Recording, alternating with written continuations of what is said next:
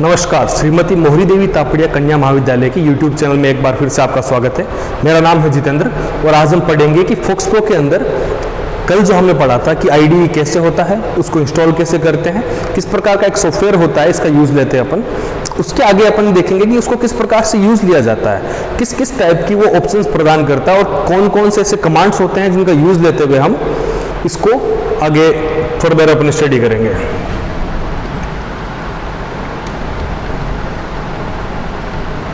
तो ये है फोक्स प्रो। इसके अंदर 3 माइक्रोसॉफ्ट विजुअल फोक्स प्रो 6.0 ये अपना सॉफ्टवेयर है जिस पे अपन काम कर रहे थे। इसके अंदर 3 मोड होते हैं।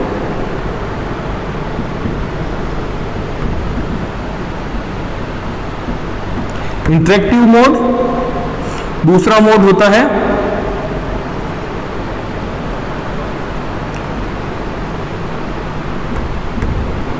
कमांड मोड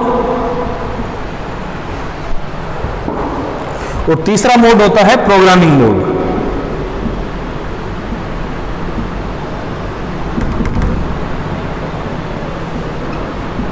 इसको समझने के लिए सबसे पहले समझे कि इंटरेक्टिव चीज क्या होती है। इंटरेक्टिव चीज वो होती है जिसके साथ अपन इंटरेक्ट कर सकते हैं। जैसे प्रोजेक्टर जो होता है, प्रोजेक्ट के अंदर आप देखते हैं कि यहां से क्लिक करते हो सामने कोई चीज हो रही होती है, तो उसे कहते हैं इंटरेक्टिव मोड। इसके अंदर क्या होता है, मेन्यू की सहायता से या फिर विजार्ड की सहायता से। मेन्यू क्या होता है, वहां पर दिए हुए ऑप्शंस होते हैं, ऑप्शन को क्लिक किया आपके पास ये आई और ये काम हो गया आपका, तो इसे कहते हैं मेन्यू मोड। उसके बाद आता है विजार्ड।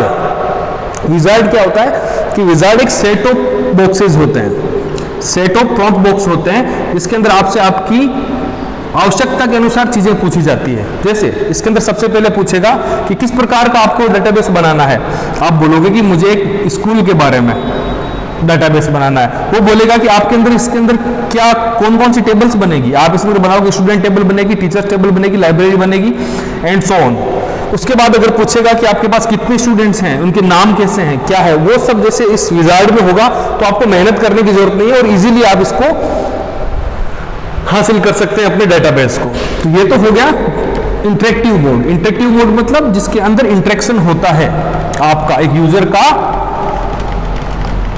इंटरेक्शन। यहां पर यूजर का मतलब डेवलपर होगा क्योंकि हम एक सॉफ्टवेयर डेवलपर की तरह काम कर रहे हैं यहां पर। तो इस सॉफ्टवेयर का यूजर कौन होगा, डेवलपर। अब अपन बात करते हैं कमांड मोड। कमांड मोड का जैसा मैंने आपको कल एक यहां पर इमेज बनाई थी जिसको मैंने बताया था कि ये एक विंडो है IDE का। ये है title bar, Microsoft Visual FoxPro 6.0 ये होगी इसकी टाइटल बार। यहां पर मेन्यूज होंगे तो मेन्यू बार, यहां पर टूल बार और यहां पर एक जो बॉक्स बना हुआ था, एक जो विंडो खुली हुई थी, छोटी विंडो के अंदर एक छोटी विंडो खुली हुई थी जिसके ऊपर लिखा हुआ था कमांड।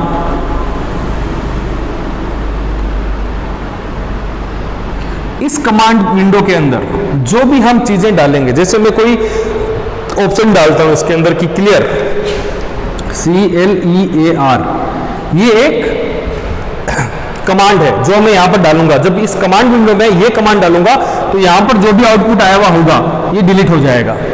तो इस प्रकार से हम जो काम करेंगे वो इसी प्रकार की कमांड विंडो वाले ऑप्शन में काम करेंगे। कमांड विंडो की फायदा क्या है कि जैसे जैसे आप यहां पर काम करते रहेंगे इसका आउटपुट भी आपको उसी वक्त मिल जाएगा। और शुरू में जब आप लर्नर होते हैं, जब आप सीख रहे होते हैं चीजें, तो ऑटोमेटिक अगर सारी आपने सीख ली तो चीजें समझ में नहीं आएगी। और प्रोग्रामिंग मोड जो है वो एक एडवांस मोड है तो उसको भी सीखना कारगर नहीं रहेगा। तो हमारे लिए सबसे उपयुक्त जो रहेगा वो कमांड मोड रहेगा और अपन कमांड मोड में आगे इसको अंदर पढ़ाई करेंगे।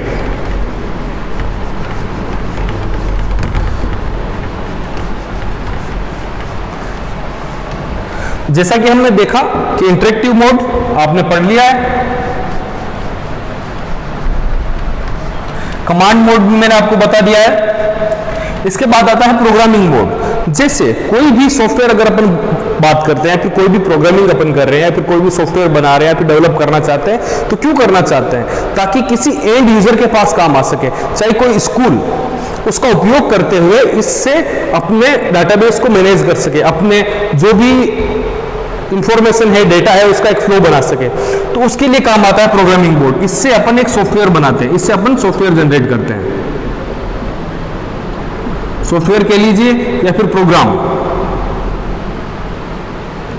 प्रोग्राम जो है इससे जनरेट होते हैं, तो इसके लिए इसको कहते हैं प्रोग्रामिंग मोड। तो हमने देखा कि इसके 3 मोड होते हैं, उनमें से हम काम करेंगे किस पर? कमांड बोर्ड पर।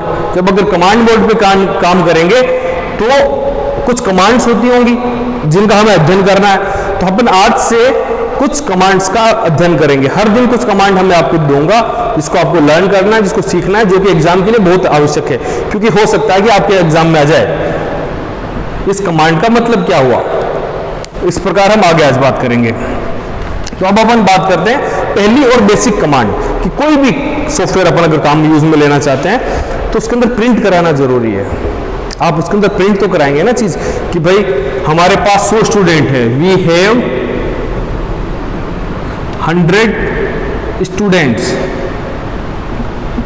ये प्रिंट कराना जरूरी है। किसी भी कार्य को सीखने से पहले अगर ये आपको प्रिंट कराना आ गया तो ये चीजें आसान हो जाएगी। तो सबसे पहला कमांड है क्वेश्चन मार्क।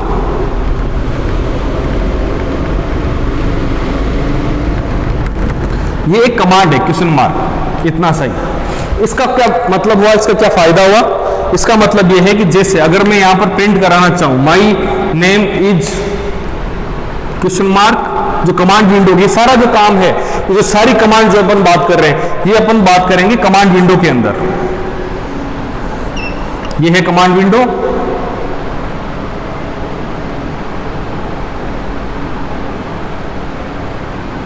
अब मैं यहां पर लिखता हूं क्वेश्चन मार्क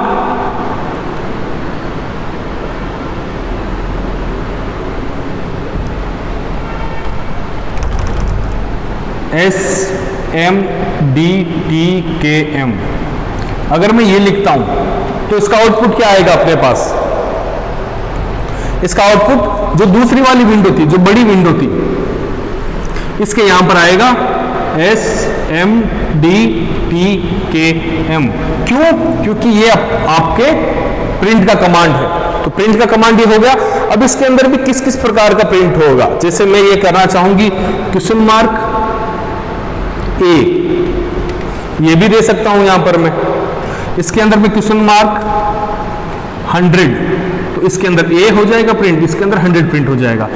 इसके अंदर डबल कॉलम है, इसके अंदर सिंगल कॉलम, और ये इसके अंदर मैंने कोई भी वो नहीं लगाया, कोट नहीं लगाया। तो क्यों नहीं लगाया, इसके बारे में हम आगे चर्चा करेंगे। तो पहला कमांड आपको समझ में आ गया कि क्वेश्चन मार्क कमांड है ये, जिसका उपयोग हम प्रिंट कराने के लिए यूज लेते हैं। इसको अपन आगे एक्सटेंड रूप से वापस पढ़ेंगे। तो अभी आपने देखा कि ये प्रिंट हो चुका है। अब ये प्रिंट हो गया है और अब मुझे अगला काम करना है, मुझे अगला कुछ दूसरी बात शुरू करनी है, यहाँ पर किसी दूसरे टॉपिक के बारे में चर्चा करनी है। तो मुझे ये जो डेटा पहले से अवेलेबल है उसको डिलीट करना पड़ेगा, क्योंकि अदरवाइज मैं कंफ्यूज हो जाऊंगा कि ये किस प्रकार का कौन सा आउटपुट था। और एक से ज्यादा अगर आउटपुट रहेंगे तो आप कंफ्यूज भी रहेंगे इसके अंदर कि किसका कौन सा है, किसका कौन सा नहीं है। तो उससे बचने के लिए हम यूज लेते हैं क्लियर। ये एक कमांड है।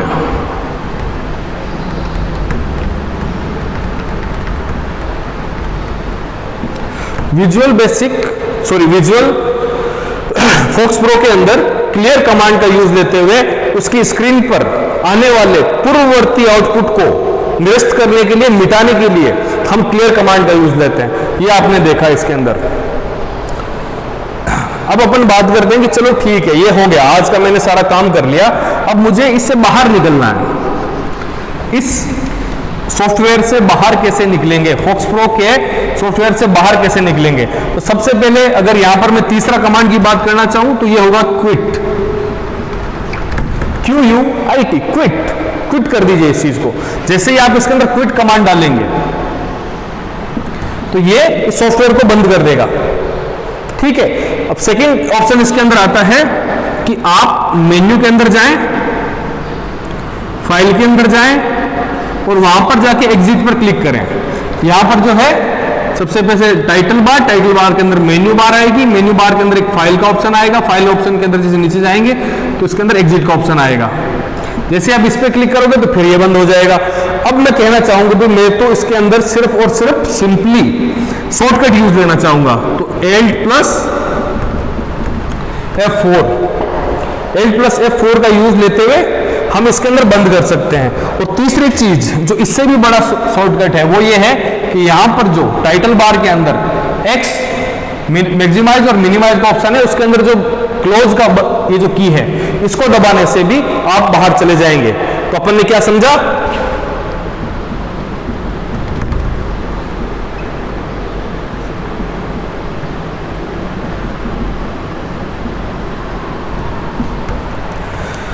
फोक्स प्रो को बंद करने की विधियां क्या है। सबसे पहले क्विट कमांड।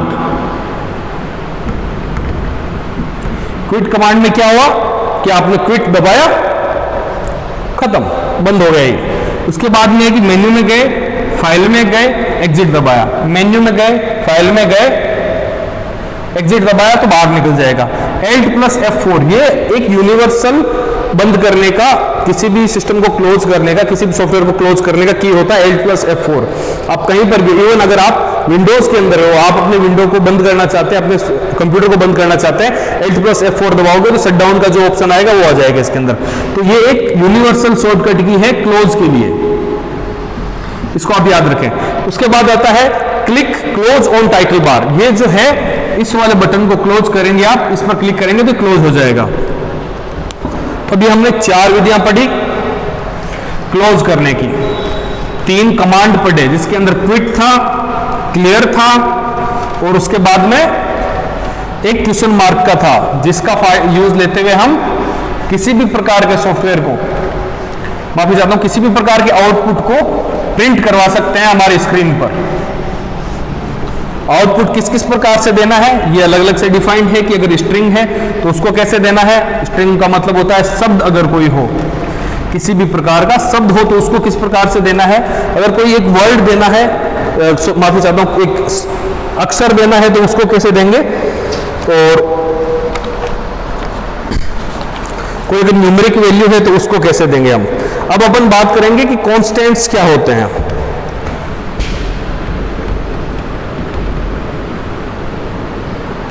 कॉन्स्टेंट्स की बात करते हैं। कॉन्स्टेंट्स क्या होते हैं कि फोक्स प्रो के अंदर, जैसे अभी मैंने चर्चा की कि मैंने एक बार डबल कोट लगाया, एक सिंगल कोट लगाया और एक में कुछ भी नहीं लगाया, तो ये कैसे डिफाइन करेंगे, कैसे अपन निर्धारित करेंगे कि कौन सी जो चीज है वो कैसे आएगी। ये सब सीखने के लिए हम कॉन्स्टेंट्स का यूज लेते हैं कि कॉन्स्टेंट्स कौन कौन से कैसे आते हैं और उनको डिफाइन कैसे किया जाता है, उनको आउटपुट में अगर मुझे लाना है तो मैं कैसे लाऊंगा। तो सबसे पहले अपन बात करते हैं कैरेक्टर जो होता है।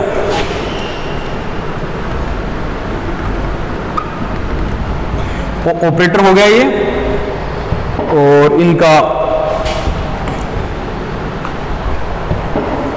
एग्जाम्पल ये है, ऑपरेटर हो गया कैरेक्टर।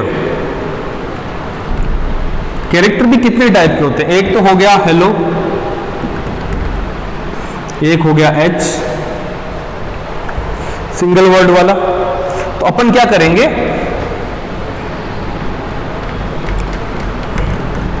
जैसे अपने पास एग्जांपल है इसका हेलो, इसको 3 तरीके से आप आउटपुट में ला सकते हैं। सबसे पहले डबल कोट के अंदर, क्वेश्चन मार्क है वो डबल कोट से पहले लगाना, ये चीज ध्यान रखना आप। तो आउटपुट के लिए क्वेश्चन मार्क लगाया, डबल कोट हेलो। अब मैं करना चाहता हूं कि question mark single quote hello. और तीसरा इसके अंदर तरीका है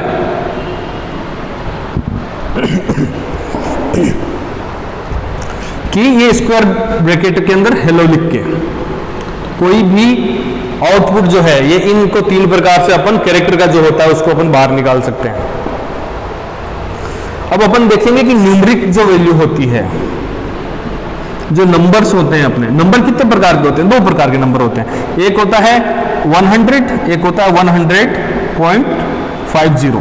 दैट मीन्स एक तो होता है आपका सिंपल न्यूमरिक वैल्यू, एक होती है आपकी फ्लोट वैल्यू।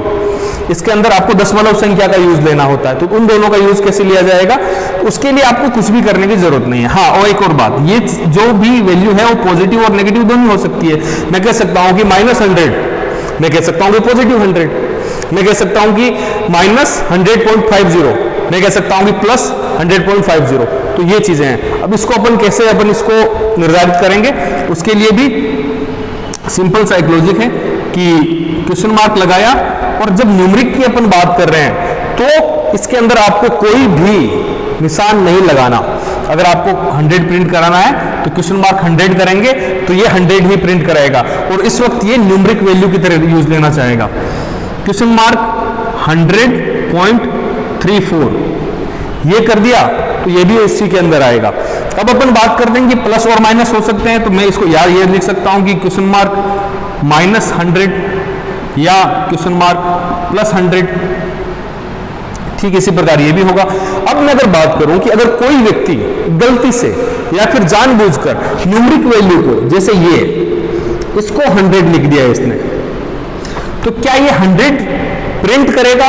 बिल्कुल ये 100 प्रिंट करेगा, परंतु ये एक न्यूमरिक वैल्यू नहीं बल्कि एक ये इसको वर्ड की तरह यूज लेगा, एक तरीके से इसको वर्ड की तरह यूज लेगा, तो जो कि अपने न्यूमरिक वैल्यू के अंदर जो ऑपरेशन करेंगे उसके अंदर कारगर नहीं होगा। तो जब भी अपन न्यूमरिक वैल्यू पर बात करें तो किसी भी प्रकार का कोलन या ये कोट लगाना नहीं है अपने को।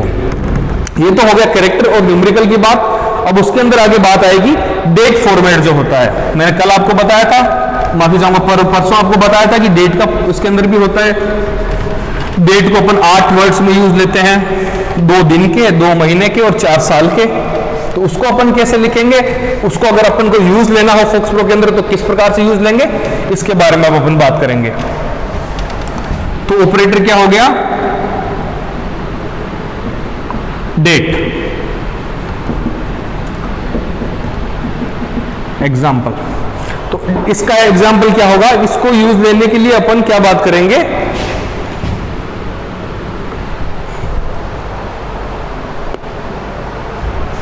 कर्ली ब्रेसेस जो होता है, क्वेश्चन मार्क, कर्ली ब्रेसेस, ये ऊपर वाला साइन। और अब जो है इस चीज का बहुत ध्यान रखना आप, सबसे पहले साल आएगा, मंथ, फिर डे। तो अगर मुझे 25 मार्च 1992 को अगर इस फॉर्मेट में प्रिंट करवाना है, मुझे डेट के फॉर्मेट में इसको प्रिंट करवाना है, तो मैं कैसे लिखूंगा, क्वेश्चन मार्क, कर्ली ब्रेसेस, ऊपर का साइन, 1992-03-25। जब मैं इस प्रकार से लिखूंगा तो फोक्स प्रो इसको समझ पाएगा कि ये व्यक्ति किसी डेट के बारे में बात करता है। जैसे अगर आपने इसके अंदर ये लिख दिया 25-03-1992, तो इसको नहीं ले पाएगा क्योंकि ये समस्या नहीं है उस चीज को। हमारा जो बहुत ही स्पेशल और सिंपल इसका कॉन्सेप्ट है कि डेट फॉर्मेट को इसी तरीके से अपन डिफाइन करेंगे। ये आपने देख लिया कि डेट का हो गया। अब डेट के अलावा एक जो और चीज थी अपन ने पढ़ी थी वो थी बुलियन। बुलियन या फिर ट्रू और फॉल्स जो होता है कि या तो चीज ऑन होगी या फिर ऑफ होगी, जैसे अपनी कंप्यूटर की मशीन समझती है, उसको अपन लॉजिकल ऑपरेटर भी कहते हैं। एग्जाम्पल, सबसे पहले लॉजिकल को समझो। लॉजिक क्या है कि या तो ये लाइट ऑन है या फिर लाइट ऑफ है, ये बीच में नहीं हो सकती। तो या तो ये 0 आएगा इसका रिजल्ट, या इसका एक रिजल्ट आएगा। ये बीच में नहीं आएगा कि नहीं थोड़ी लाइट ऑन है थोड़ी बंद है, ऐसा नहीं होता। स्विच ऑन है तो स्विच ऑन है, स्विच ऑफ है तो ऑफ है। उसी प्रकार से इसके अंदर ये होगा। अगर इसी प्रकार का अपने को कोई चीज लेनी हो, एग्जाम्पल लेना हो, तो इसके अंदर कैसे उसको दर्शाएंगे अपन, क्वेश्चन मार्क, डॉट। अगर ये ट्रू है तो T आएगा, अगर ये फॉल्स है तो F आएगा। जैसे ये एक लाइट का स्विच है, ऊपर ऑन है इसका, इधर ऑफ है। मैंने उसको ऊपर की साइड कर दिया, ऑन कर दिया। तो अगर मुझे ये किसी को देख के ये बताना है कि ये ट्रू है या ऑन है ये, तो मैं ये प्रिंट करवाऊंगा यहां पर, ठीक है। अगर ये ऑफ होता तो अगर ऑफ होता तो मैं इसको ये प्रिंट करा था। क्वेश्चन मार्क के साथ डॉट डॉट के बीच में T या F। T मतलब ट्रू, मतलब 1, मतलब 1, और फॉल्स का मतलब 0, नेगेटिव 0। इसके अंदर हमने बात की कि किस प्रकार के ऑपरेटर होते हैं जिनको प्रिंट कैसे कराया जाता है। कल अपन चर्चा करेंगे कि ऑपरेटर्स कैसे कैसे होते हैं, जैसे अपन ने यह भी बात की कि ऑपरेटर, कुछ ऑपरेटर हैं जिनको अपन ने प्रिंट कराया, पर हम ऑपरेटर के डीप के अंदर जाएंगे कि ऑपरेटर किस किस प्रकार के होते हैं, उनका यूज क्या कैसे लिया जाता है, उनकी कितनी साइज होती है, क्योंकि हमें साइज के अनुसार भी उनको यूज लेना होगा कि कहीं पर न्यूमेरिक यूज लेना है या फ्लोट यूज लेना है, कैरेक्टर यूज लेना है, फिर स्ट्रिंग यूज लेना है, ये सभी हम कल चर्चा करेंगे। आज का आपको वीडियो कैसा लगा अब बताइएगा जरूर, लाइक करिएगा, शेयर कीजिएगा, सब्सक्राइब करिएगा और अपने दोस्तों के साथ जरूर बांटे इसको। वीडियो देखने के लिए धन्यवाद।